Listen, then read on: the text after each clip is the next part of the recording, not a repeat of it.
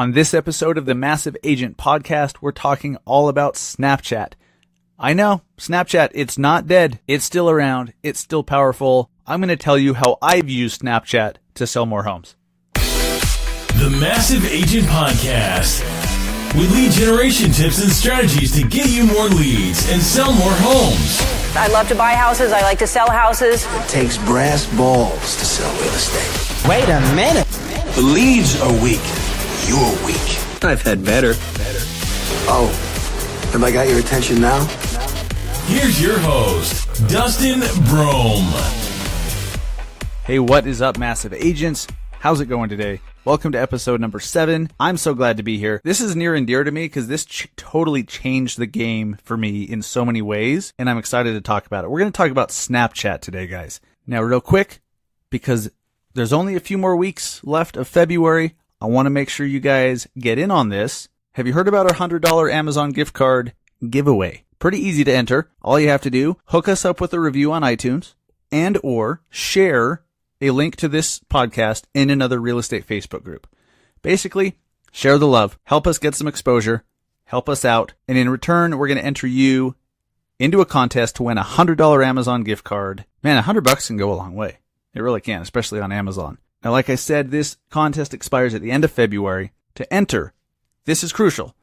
If you leave a review and or share a link to this podcast over in some other real estate Facebook group, don't get yourself booted. But if you do, screenshot it. That's the only way that I'm going to know you did it. Then you need to go to the Massive Agent Podcast Facebook page and share the screenshot on the pinned post. That's it. If there's no screenshot, guys, even if you've left a review, sometimes I don't know that it's you. So you have to do a screenshot, post it on the pinned post on our Facebook page, and that comment is an entry. So if you do a review and then share it in another group and then share it on your page, that's 3 entries. So make sure you take those screenshots, post it on the pinned post on our Massive Agent Podcast Facebook page. All right. Now, real quick, before we get into the Snapchattiness, the Snapchat-nicosity of the show, what the hell is the Massive Agent Podcast? Why are you listening? And what are we even trying to do here? I'm a marketing guy. I love real estate, but I love the marketing aspect of it much more than anything else. And so there's too many different things you can do with marketing right now, too many ideas. And there's always a bright, shiny object to distract you from what you were doing before. I wanted to give you guys some ideas of what's working for me, what new ideas are coming out, what new technology is coming out, what you can do to get more leads into your business. That's the only goal of this podcast, is to give you some actionable ideas, some actionable ideas and strategies and tips that you can implement right now to start getting more leads and to start selling more homes. That's it. So if that interests you, you're in the right place. Hit the subscribe button. Thank you very much. And on the end of the show today, we're getting back to the massive Q&A section where we answer one of your questions live on the show. Now, today's question is about how to choose a CRM. So if that interests you, stick around to the end of the show too. We're going to talk about how to choose the best CRM for you. This question comes from Del Schaefer, a realtor with Carolina One Real Estate in Mount Pleasant, South Carolina. Awesome question, Del. And honestly, it's probably the most asked question in real estate. So let's tackle it right now on episode 7. But first, let's talk about Snapchat. How can you use Snapchat as a real estate agent to sell more homes? This is not going to be the answer that a lot of you guys are looking for. If you guys are just stumbling across this podcast, maybe you're not that familiar with me, we haven't really talked much, you don't know who I am or where I came from, this might surprise you. If you know me, I don't think this will surprise you at all. So Snapchat is a very powerful social network to help you brand yourself and your business. But you don't do it by selling. All right? You have to understand that right off the bat. Selling is going to ensure that you fail and you 6 months from now, or hell, a week from now, you're going to be like, well, Snapchat's not working. It doesn't work. It works for Dustin, but it doesn't work for me. Then that means you're doing it wrong. Snapchat is very personal. It's one-on-one. It's in your face. It's visual. All right. So it's very easy to get to know somebody and their personality. Why do I mention that? How is that important if you're just trying to get leads to sell homes? Let me clarify this. If your only objective, if you think you're just going to get leads like you would running a Facebook ad, stay away from Snapchat. It's not going to work for you with that objective. Here's how it does work. Okay. Here's how Snapchat works. And I'm going to give you some specific ideas of maybe how you can do some branded Geofilters for an event in your area and start getting some great brand recognition. Super, super inexpensive. But here's how I got started with Snapchat, okay? Honestly, I never would have got on Snapchat if it wasn't for me listening to Gary Vaynerchuk at the time. It was about December maybe of 2015, January 2016, something like that. He was talking about, hey, Snapchat's going to be the thing. You got to get on there and try it out. So I thought, you know what? Gary knows what he's talking about. He's kind of a big deal, knows these things. So I downloaded the app, start messing around with it, and I didn't get it. I was trying to, hey, I'm Dustin the Realtor. Check out this house. Check out this open house I'm at. You should come see me at this open house, right? The same crap that so many of us do or have done that's never worked. And it wasn't until I stumbled across the Snapchat stories of somebody that I was following where they used their story. And at this time, it was just 10 seconds at a time. They didn't have the continuous snap that you could do for, a couple minutes now, something like that. It was 10 seconds at a time, but they were using it to tell a story. And they were just telling a joke or something. But it was then that I realized I could storytell on this platform. That's how I use it. And I can be creative visually by putting text on the screen, by doodling, by drawing, by using geofilters. And so it clicked for me. I'm like, okay, storytelling is the power of this platform, not selling. So what I really started doing is just started telling, or rather documenting what I was doing on a day-to-day basis. And, some of it was like me sitting in my car saying, hey guys, I'm just on my way to show a house. It's over in this part of the city, blah, blah, blah. Just kind of showing behind the scenes of my life and letting people get to know me and my personality and who I am a little bit. But then I also used it to educate a little bit, to tell a story that would educate maybe a potential buyer about how no closing cost mortgages are a crock of shit. Like, of course there's closing costs.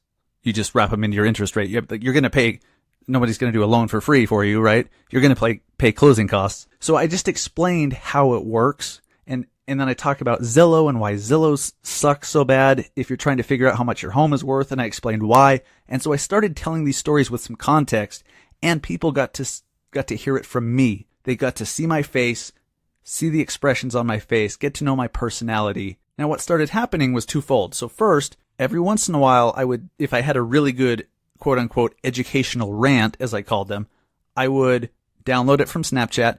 I'd put it up on YouTube, throw in some keywords and everything, and I would have that Snapchat story live on YouTube for a while. And what's interesting is after a couple months or a few months, I started getting some calls here and there like, hey, we came across some of your videos. We'd like you to help us find a house. And as I would dig deeper and ask some questions of how they found me, some people found me through my Zillow sucks rant that I put on YouTube, and they just thought I'd be fun to work with. I taught them something. They didn't know that about Zillow. They didn't understand how the Zestimates work. They didn't understand that they can't possibly be even close to accurate if they've never seen inside your house. Kind of important. The interior, kind of important. And then they're like, you know what? This guy seems like he'd be fun to work with. We can trust him because he's being honest. Now, this is what they told me. These are their words. And so they reached out to me already having decided that they wanted to work with me. How powerful is that? I didn't have to interview.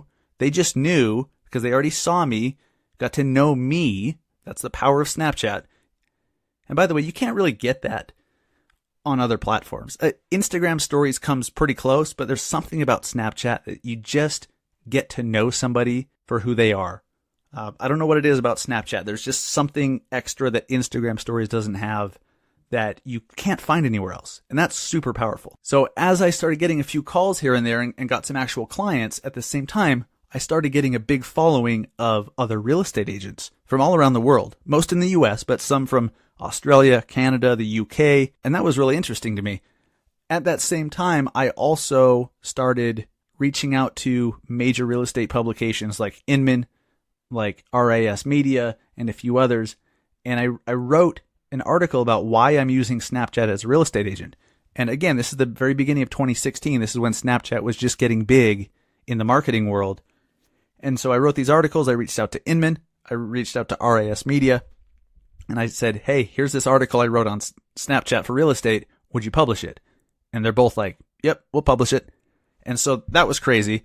I woke up the next morning from the very first article from RAS Media, and I had like 1,300 new followers on Snapchat.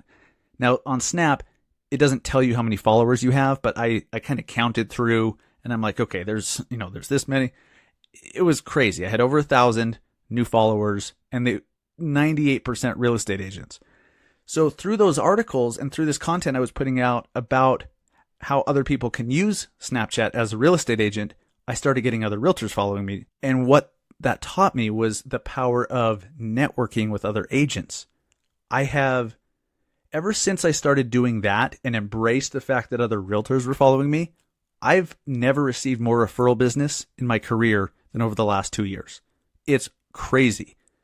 A large chunk of my revenue comes from referrals, which is amazing. And even more than just the referrals that I got from people who got to know me and they knew that I was in Salt Lake City and, they thought after following me, they're like, this guy apparently kind of knows what he's talking about. And so they felt comfortable referring clients to me. Super humbling, super awesome. But aside from that, I started building relationships with some other real estate agents from around the world. And to this day, I have some of my most real deep friendships with people were built through Snapchat, all because of that intimate personal feel that you get when you're snapping with somebody and it's, you're holding your phone 18 inches away from your face. They're getting to know you. You're talking directly to somebody. It's so powerful. And like I said, some of my best friends I've met through Snapchat. You guys that know me and are part of the Snap Pack, the other founders, okay, the other 4, Bucky, Shannon, Jason, and Chelsea, we all met on Snapchat. And we came together to form the Snap Pack Live Real Estate Group. We came together to form the Real Estate Marketing Mastermind. And when we very first met in person, back in October of 2016, after having known each other on Snapchat and gotten to know each other there, it was when we first met in person, it felt so natural, like I had known these guys forever. There was no awkwardness. There was no weirdness.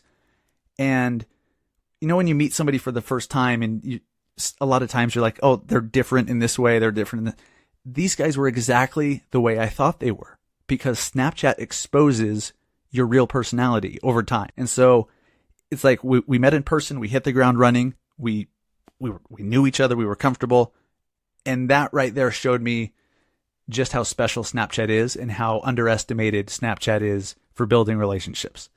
Guys, the power of using Snapchat to build your real estate business is to build relationships with others, not just potential clients in your area. You should do that, but you also need to be networking with other real estate professionals. The best collection of other real estate agents who are using Snapchat that I have found is the Snap Pack group. The Snap Pack group on Facebook. Go find SNAPPACK, plug it in your Facebook search bar, find the group, not the page. We have a page, but find the group, join it, start networking with other agents, and find them on Snapchat too. Now, in the group, we have a photo album called Snap Codes. So on Snapchat, for you guys listening that aren't familiar yet, Snapchat gives you this little yellow braille-looking snap code that has a ghost in the middle, and you can put your photo in the ghost and everything. They give you that code, and then if you want to follow somebody, you just go into the Snapchat app, snap their snap code, and it adds them as a friend automatically. So we created a photo album in the Snap Pack Facebook group where you can go and post your snap code and find everybody else's. There's hundreds of us in there. Go in there, start following some other realtors.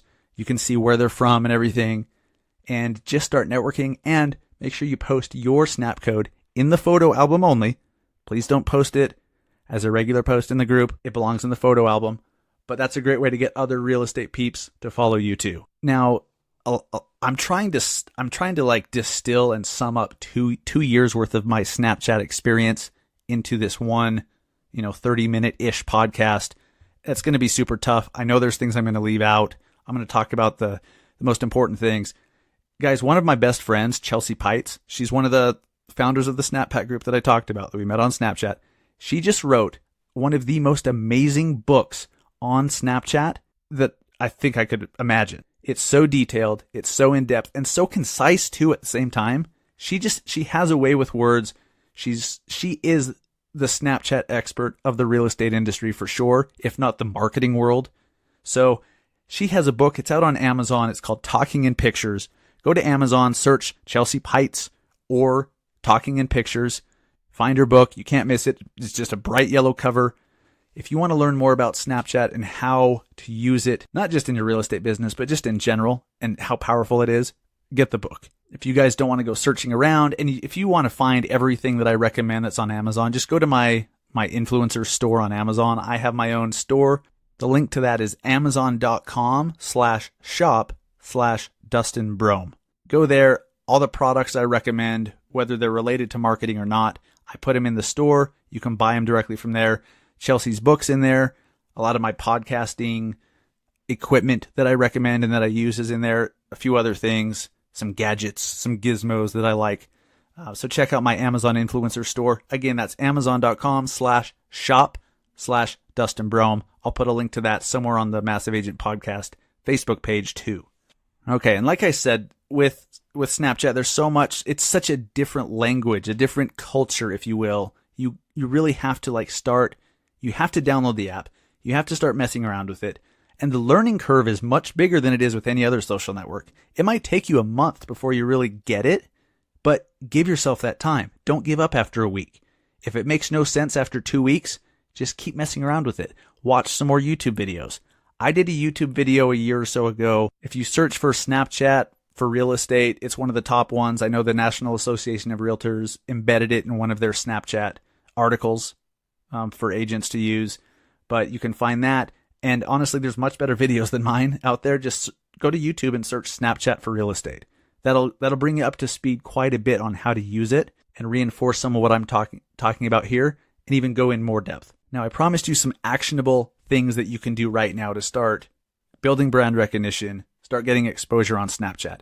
Because the thing about Snapchat is there really isn't much discoverability. The only people that are going to see the stories you put out are people who already follow you. So you really have to start building up your base of followers. I did a video on that too on YouTube. Go to my Dustin Brohm Realtor YouTube channel.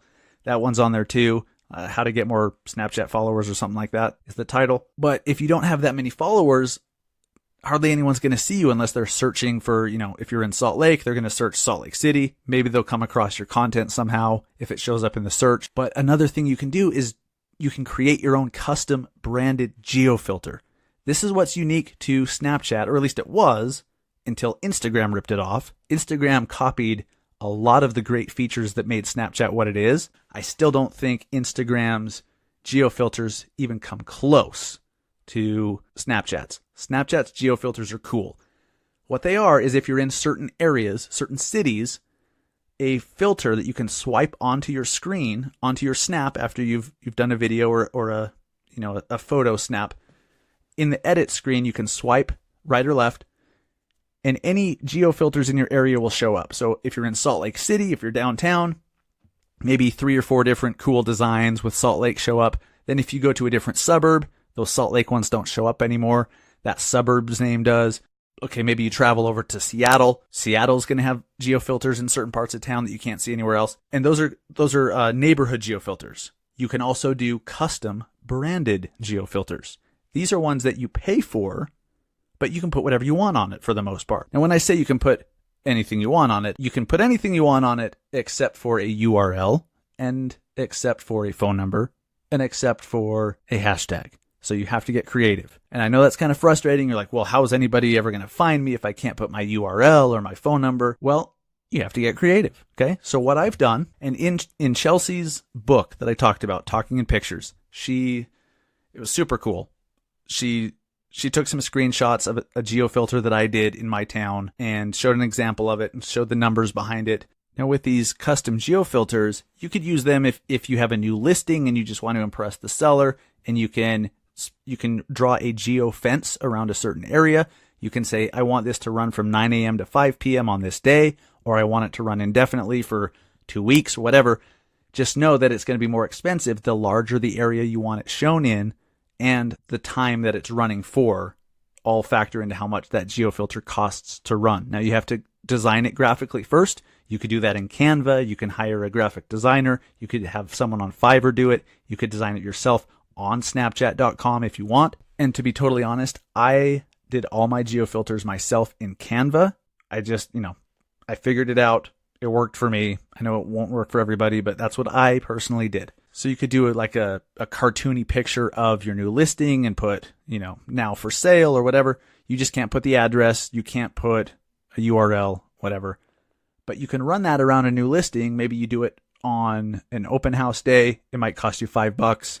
$5 is the minimum cost of a geofilter. You could also run them around your office. Maybe have your logo on there. Maybe like a cartoony picture of yourself that says Salt Lake's favorite realtor or whatever it is. But here's where I really think geofilters need to be used if you're in real estate. If you do a geofilter for Dustin the realtor, or Joe the real estate agent, Sally the real estate agent, Margaret the loan officer, nobody's going to use those if that's available. Nobody's going to swipe that onto their photo. Nobody's going to use that.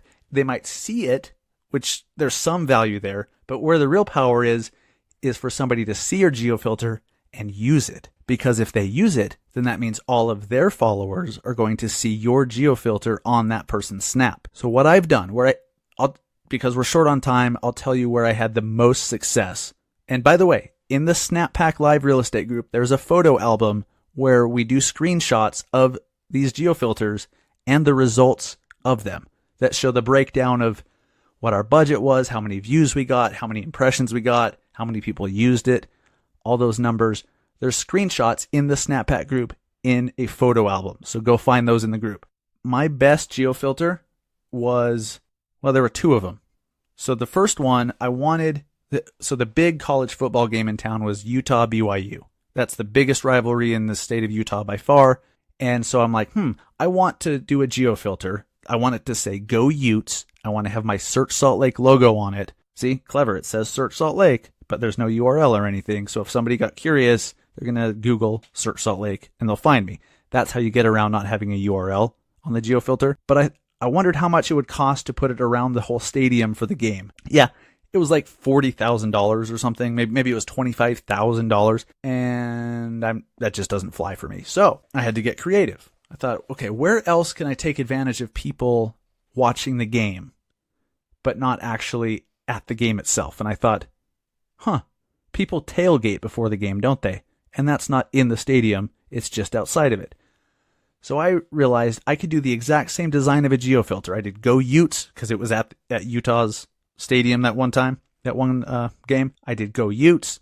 I did my Search Salt Lake logo. I did like a black skyline of a black silhouette of Salt Lake skyline behind it. I made it something visually appealing that someone would actually use on their photo, on their snap. And so I ran the geofence around the tailgate section. I think for that particular one, I spent $35 or something, and I ran it for 6 or 7 hours. I didn't look up the stats before doing this. I apologize, but that's roughly what it was. And I ended up getting thousands of views of the geofilter and hundreds of people actually using it. And when other people use it, then it shows you the reach of it, and it was tens of thousands. It was costing me less than 1 penny per impression, less than a penny per view. And I thought, okay, how cool is that? For just a few bucks, I'm getting my logo in front of tens of thousands of people, and that's so powerful for your brand. So after that, the biggest geofilter, the most successful geofilter that I've ever run came when ESPN's College Game Day came to Salt Lake. This was in 2017, sometime during football season. And so I used the exact same geofilter that said Go Utes. It had my Search Salt Lake logo in the lower right. It had the black silhouette of Salt Lake skyline on it. And then at the top, I added College Game Day, baby, with like the College Game Day logo. And that was it.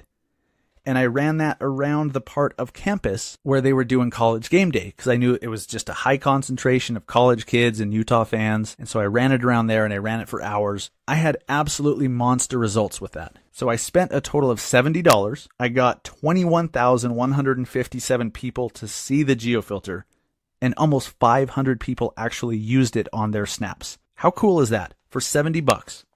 There's a member of the Snap Pack group. His name is Shane Anderson. He's a realtor in North Dakota, I believe. Maybe it's South Dakota. Shane, I apologize. But he uses geofilters at local motocross events. And he does them where he turns it into a contest.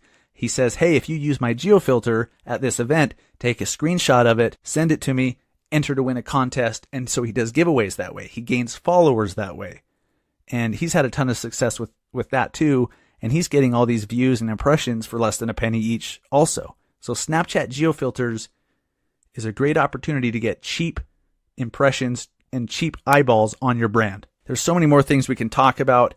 Those are the highlights. That's where the power of Snapchat really is. But guys, Snapchat changed the game for me forever.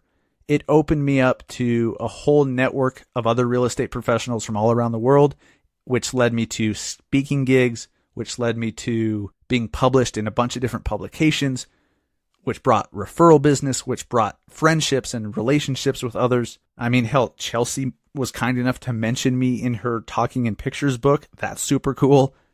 None of that has really, I don't think any of that stuff would have happened if it weren't for me getting on Snapchat, embracing it, writing some articles about it, and just going. But I know there's so much talk about Instagram stories. Now Instagram's where it's at, and that, look, they're not wrong. I just know that as of right now, February 2018, even though I use Instagram stories and I use Snapchat, I still get much more engagement, much more interaction on Snapchat than I do on Instagram stories.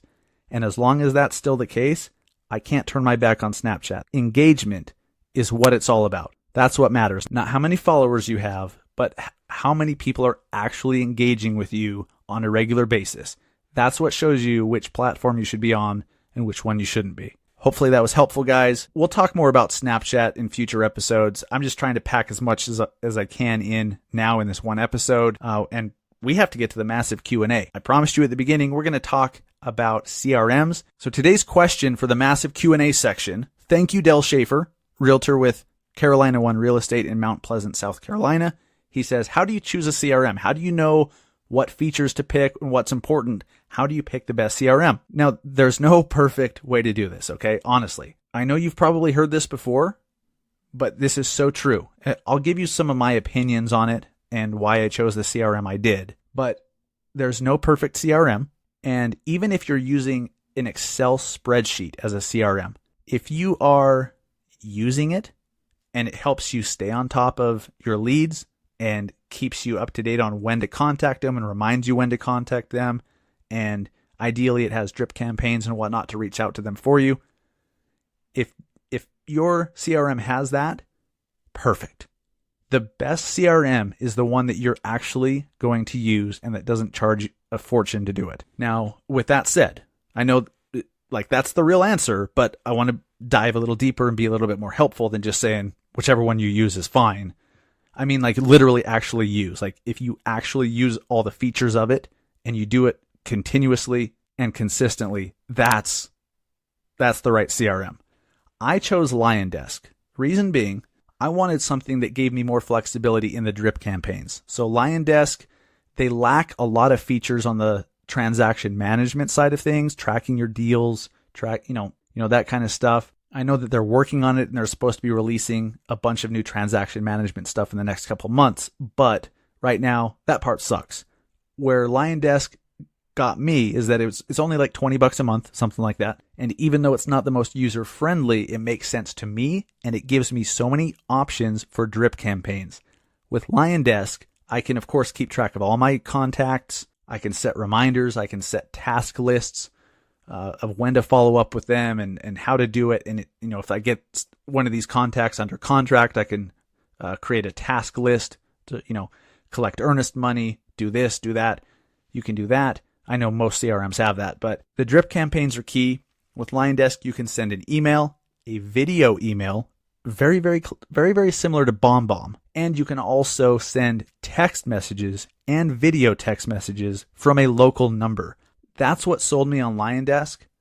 I know Follow Up Boss is a big one, Top Producer, Wise Agent, contactually. There's a bunch of great ones, but the one that I personally use is LionDesk, and that's the reason why. Is I thought that the drip campaign functionality between email, video, text messaging was too good to ignore.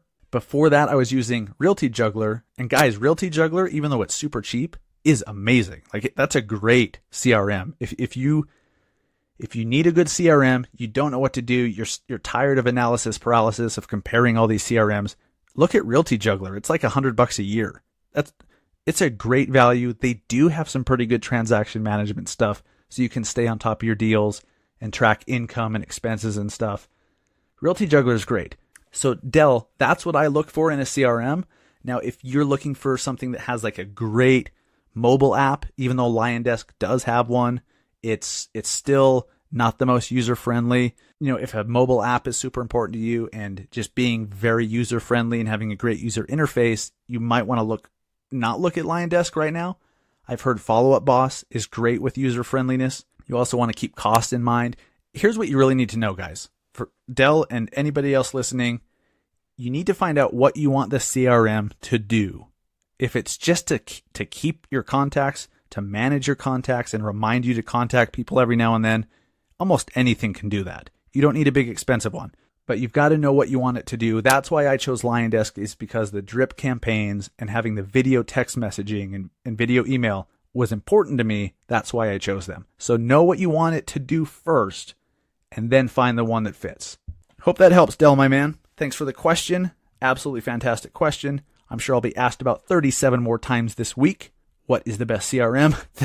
That's just the way it goes. And that's just one of the questions that gets asked a lot in the Snapback real estate group, in all the real estate Facebook groups. That's the question. Now, guys, if you have a question that you want me to answer on the podcast and give you a little shout out like I did with my man Dell, just hit me up over on the Massive Agent Podcast Facebook page. For next week, I will pick what I think is the best question, and I'll answer it live on the show, and then I'll tag you in the post when we release the episode on Facebook. Thank you guys so much for listening to episode 7 of the Massive Agent Podcast. I really appreciate it. I'm super humbled at how fast the audience of this podcast has grown, and a lot of it has to do with your help giving me reviews on iTunes. Getting iTunes reviews is so helpful in getting exposure, especially within the first 2 months that a podcast is out. And we've been out less than that.